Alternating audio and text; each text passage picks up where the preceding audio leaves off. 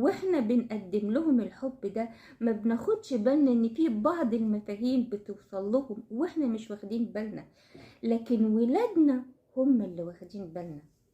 اما تجيلي بنت تتصل بيا وتقول لي ميس لو سمحت، هو انا لو ندلت في مادة او سقطت هتفضلي تحبيني؟ طبعا السؤال ده لخبطني شوية كده وبرجلني. حبيت اخرج بقى من دور امينة رزق كده، وحبيت اخد الموضوع على عادل امام وفؤاد المهندس كده شوية.